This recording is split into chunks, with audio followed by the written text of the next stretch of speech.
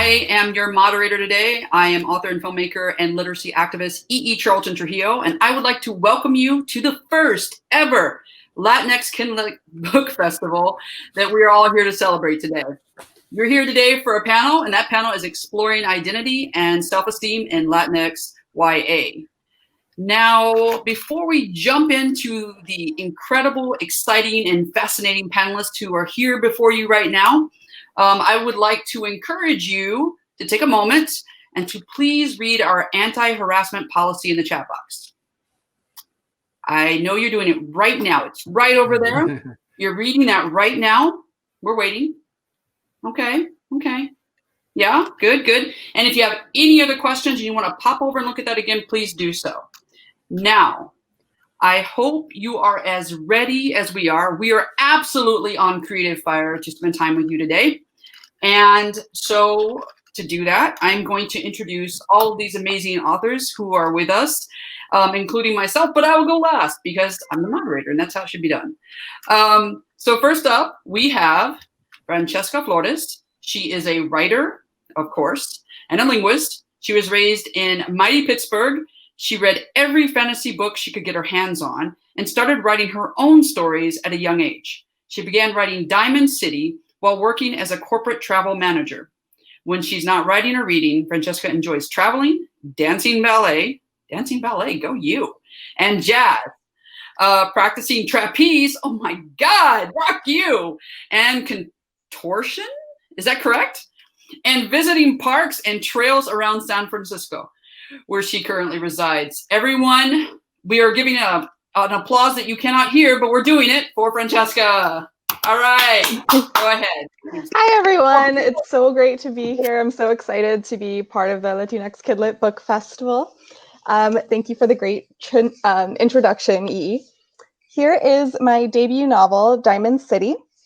It is about an assassin in an industrializing city. So there's a lot of like trains and smoke and just like a lot of grimy, gritty scenes. And she gets sent on a mission to kill this really rich guy. And she messes up. And so now she's on the run. But while she's on the run, she uncovers a conspiracy in her city. So lots of fun. All right. And could you hold it up a little higher so I can see the cover all the way? All right. Awesome. Thank you. Diamond City. Rock on. All right. Next up. And here we are with Ana Garcia. And this is a name that might trip up some people. It sounds like copper, but it is not copper. It is scopper. Correct. Yeah. So copper, you just add an S to the front and you've got it. So this, of course, is Ana. She teaches at McDaniel College in Westminster and at a middle school in Walkersville, Maryland. Wishbone is her first published novel. Hornbook called it a, quote, story of culture, love, and feminism, a compelling tale with an ultimately empowering and satisfying conclusion, end quote. And please let us welcome the amazing and wonderful Ana. Thank you. That is lovely. I appreciate that so much. So guys, this is also my debut novel. I'm going to hold it. Hopefully you can see. It's Wishbone. And I really loved writing it. And I'm so excited to be here talking about it. So thank you very much for having me here. This is a book about a 15-year-old girl. And her name is Pilar Sanchez. And she is overweight and she's got low self-esteem. And she's trying to find self-acceptance, basically. And it's about her struggle and her journey. And she wants to be an actress. And so when the opportunity arises for her to try out for her school's production of Our Town, she wants to do it, but she's afraid because she's facing a bully who's kind of making her feel bad. So the story is about her and her struggle and her journey and finding her voice. And at the same time, we've got interweaving chapters of her grandmother's story. So her grandmother is also having a similar experience. Her story takes place in 1976 in Laredo, and her grandmother is also facing her own bully in the form of a domineering husband. So anyway, so it's a funny story. It's a sad story. It's got a little bit of everything, and it's just about these women who are empowering each other, empowering themselves, and finding their way and their voice. And that's it. And that is fantastic. Thank you. All right. I will take my enthusiasm and now transfer it to Richie. So Richie Navarez is the author of Holly Hernandez and the Death of Disco. Book list called the novel, quote, a fun historical murder case that takes a fresh approach to teenage angst, anxiety, and the need to belong, quote.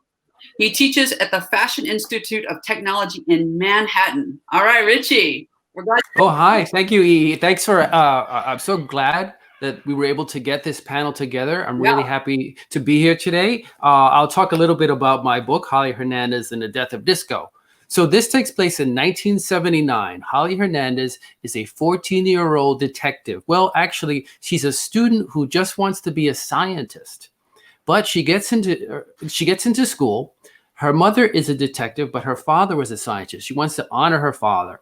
However, a crime is committed at the school, and she stumbles upon the crime scene and finds that she can understand clues very easily. In fact, she starts figuring out who the killer is. The problem is she accuses her school rival of being the culprit of the crime, but she quickly realizes she's wrong.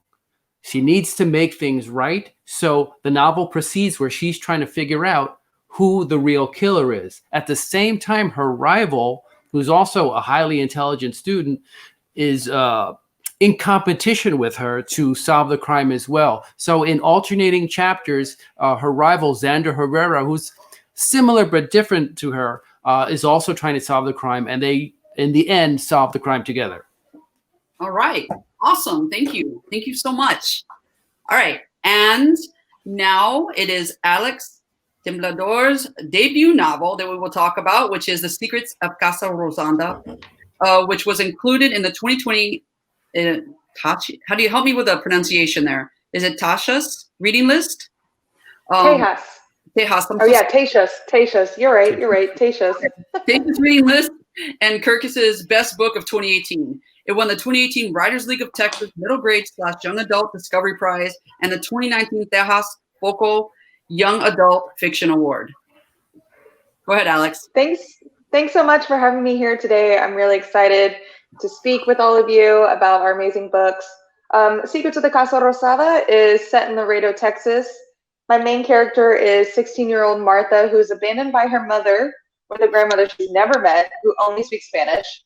And her mother happens to be a curandera, which is a Latinx folk healer. In the book, Martha is trying to figure out where her mom went, why her mom left her, and discovers that there's a really big family secret that she is determined to learn. All right. Thank you for having me here today. Fantastic. Awesome. Okay. I'm the last one to go. As I said, I'm an author and a filmmaker, and I write young adult, middle grade, and picture book novels. Most people know me for this novel here. Let me see. There we go. Which is Fat Angie, soon to be a trilogy as the third and final book releases next year, which I'm so excited about. And as far as Angie goes, wow. For me, I guess the story of Angie is a story of a girl who's trying to find her way in some of the most difficult times. And she's a young woman who deals obviously with body image and has troubles at home that kind of keep her from really figuring out who she really wants to be in the world. And it isn't until, in the first book anyway, until a new girl comes into town and really begins to mirror to Angie what it means to be strong in the wake of an immense amount of loss in her life. So it's sad and funny and strange and bizarre and all of those kinds of things that I think sometimes life just kind of turns out to be. So yeah, so this is me, Fat Angie, and other books. So now that we've all introduced ourselves and you know a little bit about us, there's something about each of our books that, they're our own books, right? They're unique into themselves, right? But then there are things that connect us, right? And, sometimes we can kind of umbrella that into, universal themes or whatnot. Our books talk about homelessness or poverty or strength and beauty, body image, right? Maybe sexuality and, and a lot about family and how that family kind of weaves into our stories and it's part of our lives and our culture, right? And so, we can look at the things that are different, but there are also things that we all share. And so what I'd like to talk about now is this kind of springboard. You know, we are here and we're going to talk about exploring identity and self-esteem in Latinx YA. But the first thing I really want to know is what excites each of you about writing for young people. And let's start with Anna. Sorry, pushed the wrong button there. So I think what I love about writing for young adults in particular, and I'm a teacher, so I also teach middle school. I don't know if you heard, but I get to talk to my students about the things that they love to enjoy reading. And what I love about them is that they're very open about different ideas and different concepts, and they like to read a wide variety of books, and so they're willing to try different things and to really let their imaginations go wild. And so they're not yet stuck on a certain type of book all the time, but they're willing to try different kinds of stories. So I guess that's what I love the best about it. Richie, you want to go? Yeah, sure. I like writing for young people because it's so much fun. I have other books that I've written for adults, but when I talk to young fans, they are amazing. They have read the book 10 times. They will tell me that it is the best book they ever read. It's so fun. They're so enthusiastic about stories and about writing. So I just love that kind of feedback, and I love trying to find ideas and stories that will entertain them, that will be new for them. So it's a challenge for me, and I really enjoy it. So I love the feedback, and I love, trying to impress young readers. Francesca? Hi. Yes. So echoing a bit what Richie said, it's just really fun. And I like that young readers actually get excited about the books and they can connect with the characters really well. For me, when I was younger, one of my biggest, pet peeves about life was that nobody really took me seriously and that I couldn't really use my voice much. And it was hard to just be heard on issues that I thought were important. Even if they were just like personal life issues, it was hard to be heard. So I like writing books where my protagonists just start learning how to use their voices more. Alex? Yeah, I don't think I knew how amazing writing for young adults was going to be until my book actually came out. And I got to speak with a bunch of teenagers who had read my book and just see how much they connected with some of the themes of my story. I would have a lot of teens come to me and say, I've never had a book that made me feel this way, that the way that I feel about my identity and my culture and my community and these struggles that I have in those aspects. This is the first time I've been able to see myself in a book. And, I can remember when that happened to me as a young adult. And so I'm glad that my book and the story connects with them on that kind of level and allows them to be seen and to be heard in this amazing way. It's interesting because for me personally, I think it's a culmination of what every one of you just said. And there's that idea that I get to write books that I didn't have access to as a young person, growing up in a small South Texas town, and so now, even though my books may not always be set in that same town, but I get to take part of that experience and part of the experiences of kids that I get to meet all over this country and then go, okay, I get to create these stories that reach in. I always say that quote is that we read to know we're not alone, right? And so when you write for young adults, and in my case, it's also middle grade and picture book, but when you're writing for young adults specifically, it's that reaching in at that moment when things can be so hard, and also so fun and so great. And you get to reach in and sort of mirror back different experiences that make them feel less alone. And I think that's really exciting to me because I think one of the best things that we can do as artists sometimes is we can entertain and we can excite. But in those moments when we feel really alone, you give them a place where it's safe to be who they are, whatever version of that is, right? Just as Francesca was saying that she didn't feel like she could be heard, right? And in her book gives people a place to be heard, right? So anyway, now moving on to the nitty gritty, right? All right, we've dug in, now we're gonna dig in deeper, so everybody prepare. Here we go. How do each of you explore identity in your books, and what is the role of family in that? And anybody could start. Who'd like to go first? I'll go. So in my book, Martha is Latinx. She is Mexican American, but she doesn't realize that identity until her mom drops her off with the grandmother she didn't know existed. And so Martha is like a fish out of water, just exploring her identity and culture for the first time, feeling torn between trying to be like the good Mexican granddaughter and not really getting or doing it very well a lot of times. She doesn't know Spanish. She doesn't know anything about her culture, much less like what the food is she's eating. So I think one of the cool things that I've gotten feedback from is a lot of young Latinx kids feel this like pull between being like American and being Latinx, and it's always like a competing thing within their families. Are they being Mexican enough for their families or Latinx enough for their families? And so in my book, Martha's family is definitely like a really big new thing for her. She doesn't know exactly how to have a family, how to be in a family, how to be the granddaughter that they want her to be.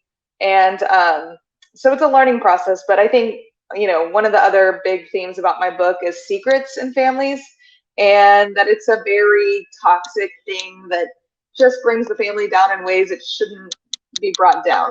But if you can come together and be open about these secrets, then the family can grow closer. So, yeah. What do you think, Anna? Tell me a little bit about how this plays out in your book. So my character, she's also kind of, she does part of the bullying is, racial slurs with the fact that she's a Mexican and the bully calls her different stupid names, but kind of, yeah. But my character is still trying to feel comfortable in her skin. And I really like the family connection. The family connection in my book is important. And her Mexican grandmother comes to visit. She's very loud. She's very sure of who she is by the end of the story. And she holds up a mirror to Pilar. She reminds her that, hey, this is who you are. This is who we are. You're not alone. We're connected. You're part of me. So when somebody puts you down or makes fun of you, they're making fun of me because we're all in this together. So Pilar learns to draw strength from that. And she sees that, hey, this isn't just about me. It's also my family is with me. And if my family loves me, if my family sees strength in me, then that must be there. So ultimately, she finds that out and she finds that in herself. But that family bond and that family support and encouragement really, really is what drives her by the end of the story. So it's definitely, you see a line from the ancestors back, and her aunts and all the pictures on the wall of her family. It's almost like she hears their voices talking to her and she draws strength from them. I love that. Who else would like to chime in here? Anyone? I could speak to Holly Hernandez. Oh, I'm sorry, Francesca. So in my book, there's two main characters. There's Holly, who is let's say fairly assimilated, Americanized. She's from a middle class family. Her mother's a police detective and has to work long hours during a time of heavy duty sexism in the 1970s.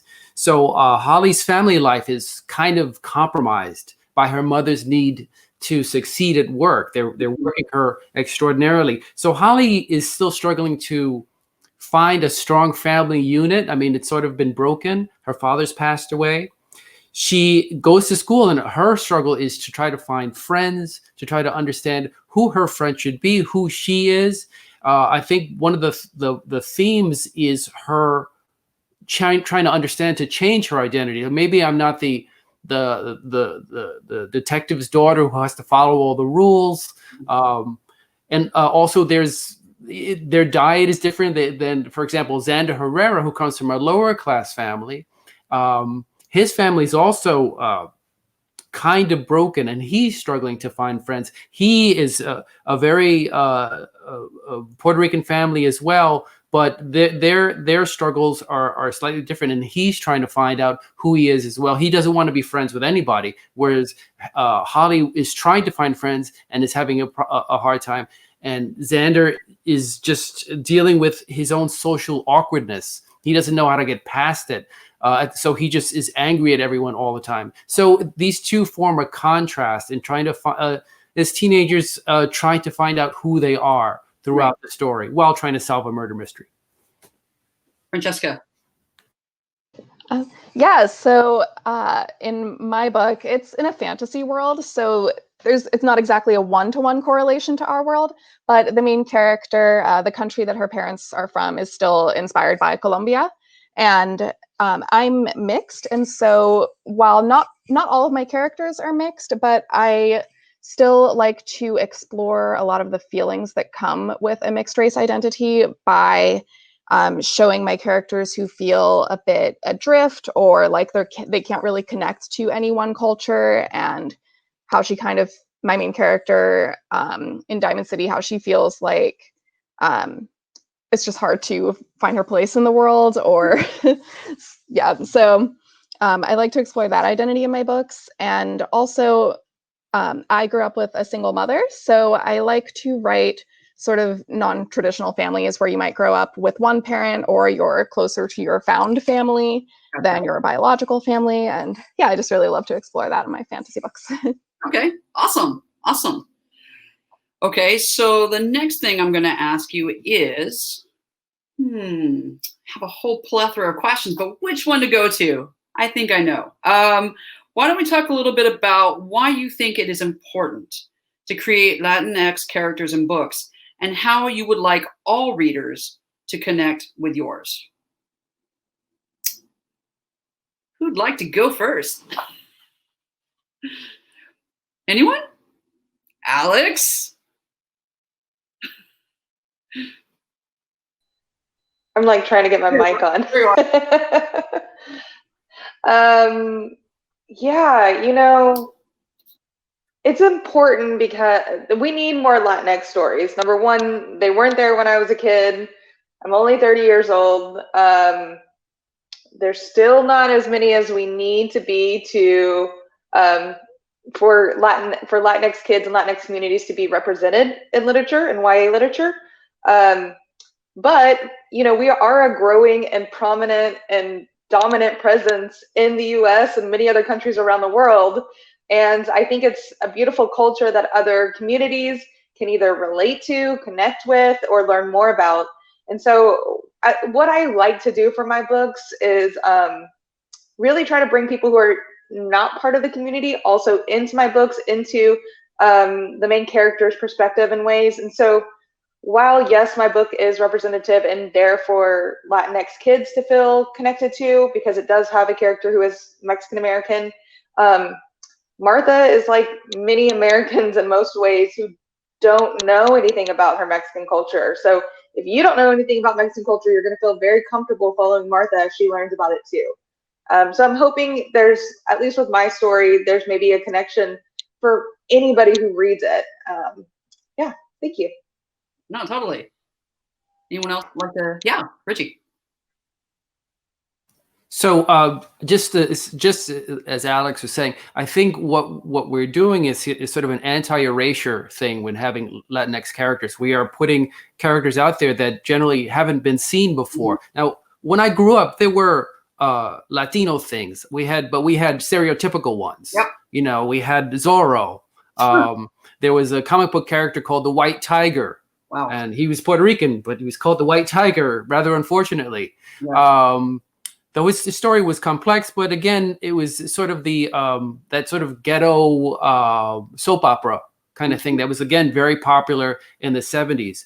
With my characters, it's certainly in Holly Hernandez, I'm trying to show the whole thing that we're not a monolith, that this is not, that there aren't just this kind of Latinx characters, that we're very different. Holly is a super smart, intellectual kid.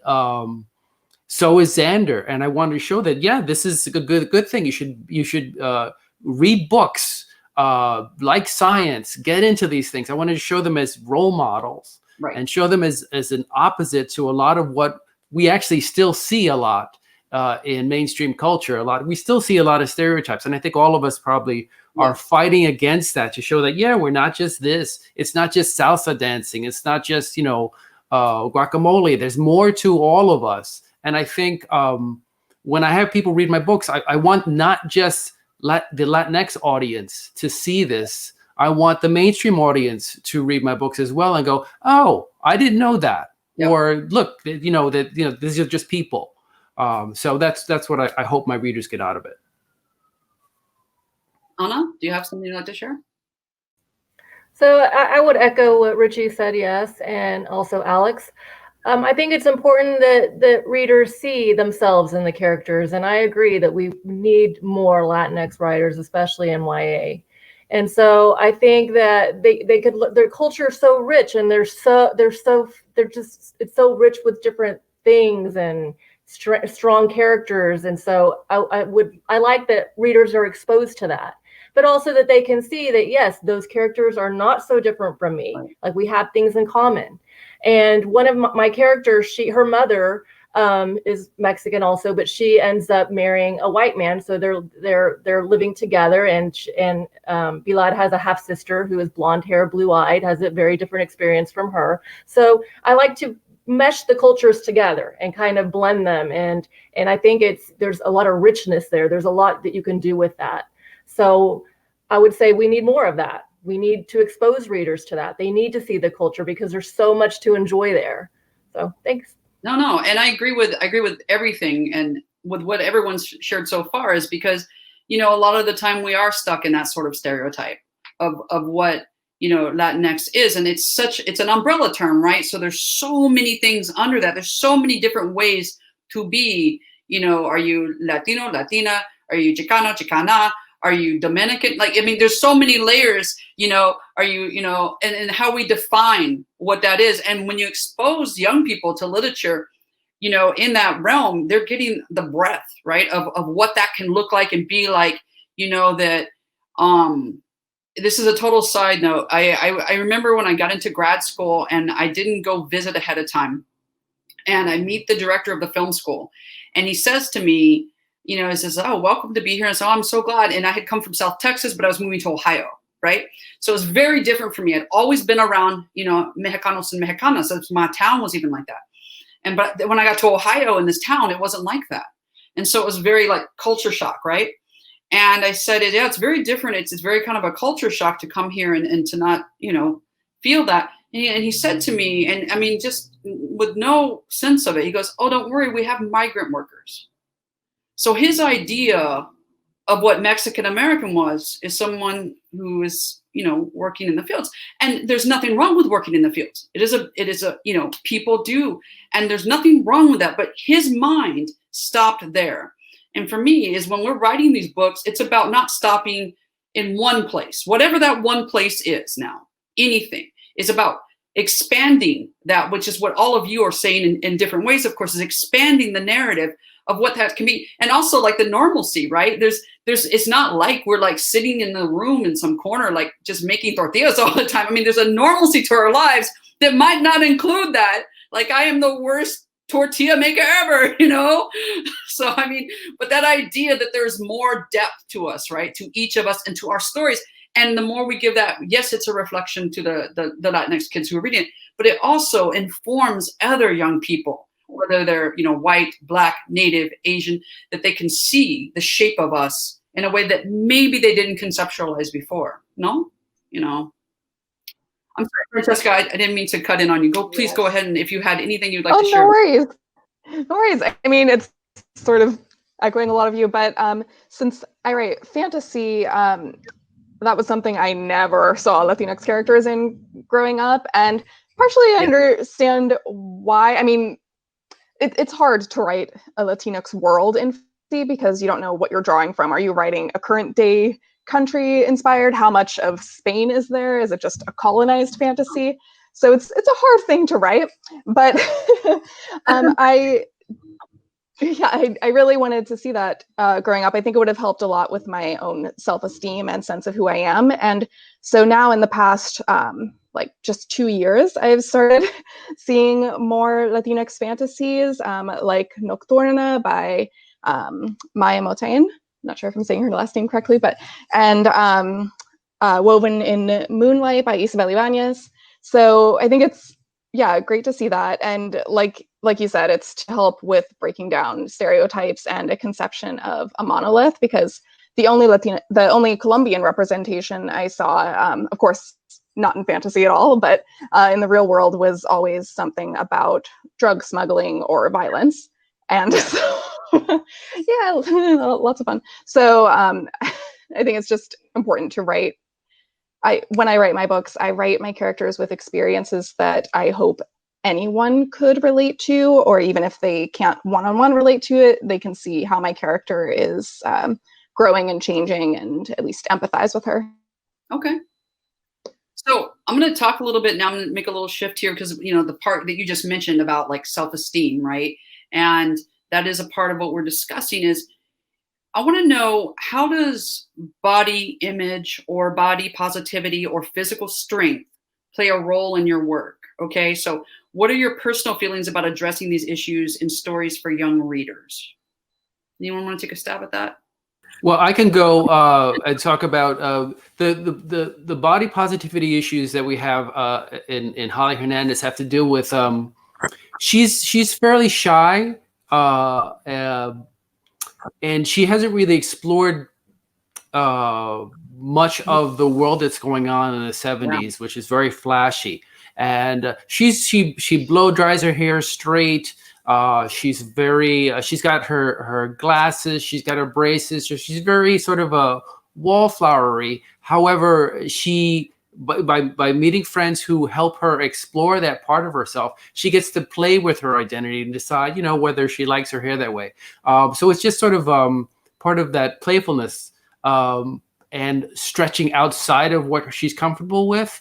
But so she doesn't have as many self-esteem problems as Xander does, who is her rival, and he is. If you asked him, he would say he loved himself and everything's great about him. But of course, he's covering up from the fact that he's a big dude and he stands out from everybody else. He's got glasses, he got bad acne, and people are talking about him constantly, but he ignores them. But clearly he's hearing them, but he thinks he's ignoring them. So there's it talks about bullying, and it talks about him learning to get better self-esteem by finally connecting with his mom and his family, and then going out to dance, going out to the disco, where, people tend to malign the disco era and stuff like that, but dancing is a very free expression of the body. You relax, you're open. And I think that's also happens for Holly eventually, where they're able to become something else a little bit on the dance floor. So it helps them open up. So that's the things that I play at in Holly Hernandez in terms of self-esteem. So in my book, and this is going to be interesting to hear how Francesca deals with, body strength after reading some of, reading your book. But for the Fat Angie books, it is all about finding your strength, and to be bullied and to feel less than, and to not understand how to step into your power, because to feel like you're under this microscope because of your size, and to use food as a means of sort of medicating yourself at times, and to find your strength that you can be okay in that body. You don't have to be skinny. You don't have to, let me rephrase this. You don't have to lose weight to be seen, to be heard, to be loved, right? That and to find that power and strength. So for me, when I think about that, this book is all about accepting yourself right where you are, right? And of course, that doesn't always go well with the family. That doesn't always go well with mom. That doesn't always go well with peers. But finding that balance, and of course, looking at the trilogy now, I can look at it through each book and go, wow, how each book begins to pay off what that's really going to be. And, with Anna, after reading her book, and then I thought, oh my God, there's just so many things here that we're similar in that way in the story. And so, but before we go to you, Anna, I'm just going to say to Francesca, can you tell me a little bit about how you look at strength in this particular character of yours, your protagonist? Yeah, so Aina Solis is my protagonist, and she is an assassin, so she has a lot of physical strength. And on one hand, that was important for me to write, because I've always loved sports and physical activities. I do contortion and trapeze. It's a lot of upper body strength. And for me, when you're a girl growing up with that, and with the trusts, you get told a lot that that it's something that girls shouldn't do, or just get a lot of negative comments. It's not the worst thing in the world, but it's something. And so I wanted to show a character who is just strong, and she doesn't really care what anybody thinks. She just she knows she has to do this. It's her job. It's her life. She knows she has to be strong to survive, but she also likes it. She likes being able to kick people's butts. So that's my character. But also something that I kind of liked writing about with the aspect of physical strength in my book is that she's still really emotionally vulnerable at times. Sometimes her physical strength makes her think that she has to also put on a strong face for her emotions. And because she's an assassin, she can't like break down or anything. But I really liked writing the times where she did break down and was really open and vulnerable. It went to show that just because she's an assassin, she's not like this archetype that's just strong and never open or anything. So, yeah. Okay. Anna, would you like to jump in real quick before we? Just one thing, I'll add one thing. So Gilad is struggling with her weight, and obviously people are saying mean things to her, this bully in particular. But I think one of the themes for my book is that the most important words are the words that you tell yourself. So that dialogue, that inner dialogue that you have. So she has to learn to change that, because those words are sinking in. They sink into your skin. They penetrate your soul. So if you keep not only letting those words into who you are, into your spirit, but saying the same words to yourself over and over again is even worse. So I would just say not to do that. That's one of the things. If young people could learn to shut those voices out, but especially if it's coming from within you, to kind of just tell yourself to sit down and be quiet. All right. Alex, do anything real quickly before we move over on to student questions? Or you want to share anything? Yeah. So with my book, I only really talk about kind of body positivity and like self a little bit. There's some mention about colorism in the Latinx communities with Martha's mother, who tries to lighten her skin and not get dark and not be brown, because there's this idea that brown is bad or ugly or unattractive. And Martha herself is darker than her mother.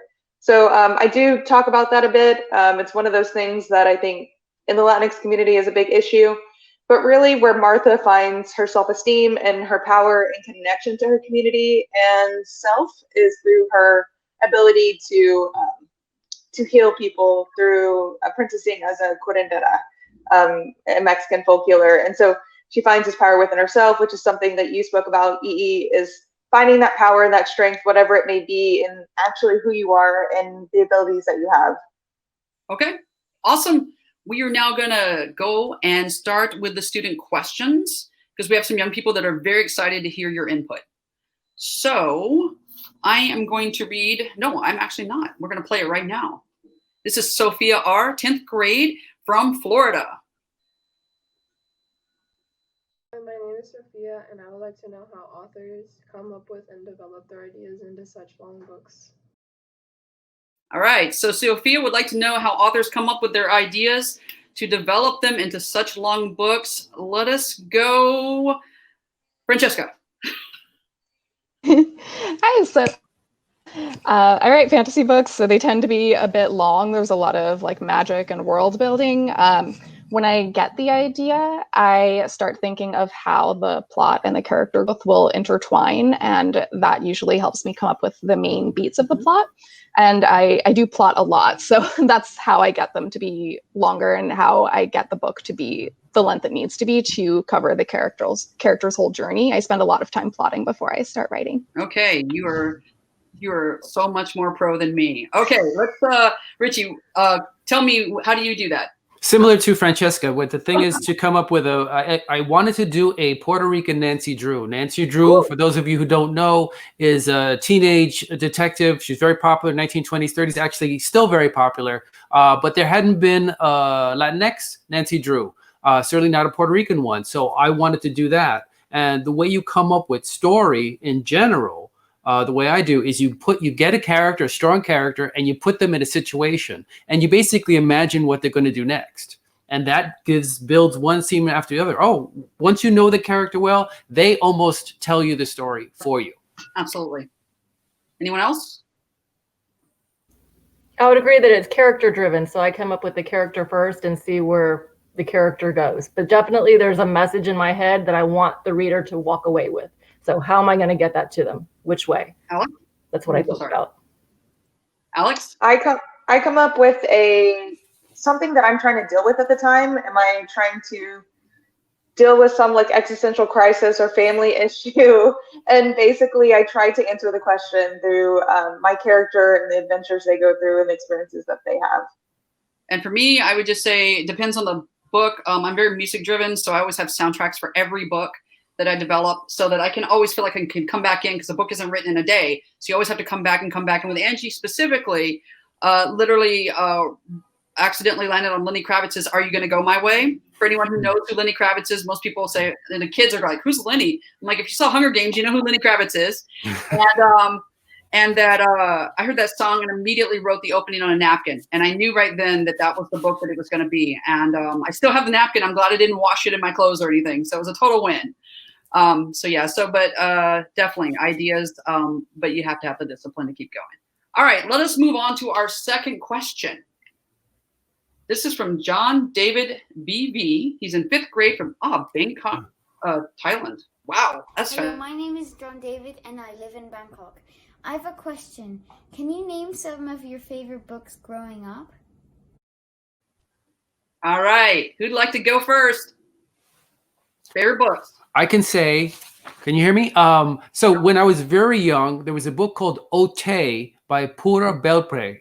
And it's a story about a Hibaro who meets a devil who's nearsighted, and the devil tries to trick him in the book. I will also say I read comic books like crazy, and I think they're good for kids to read. And also Agatha Christie. I will say Agatha Christie books. Murder on the Orient Express was very important for me when I was young. Anna? So my favorite books when I was really young were the Amelia Bedelia series. But I read anything that I could get my hands on. So I read so much that nothing is really sticking out. But I would say the Amelia Bedelia is the one that comes to mind the most. And then as I grew older and got into middle school and high school, I don't know, something stuck with me in my English class. And the minute that I heard that first Jane Austen book, I was in love with 19th century British literature. So even in high school, I was already reading that. So I would say anything you can get your hands on. And then when you find something that you do like, just keep looking for books from that writer. That's a good place to start. All right. Alex? Yeah, growing up, I read a lot of Nancy Drew. I also read the Alana series, Harry Potter, anything that was a vampire series, because I was like the vampire age of fiction. So yeah, those were kind of what I was into at the time, fantasy, but I kind of got into English class and started to figure out I liked other books. And I think Count of Monte Cristo was a really big book for me in high school.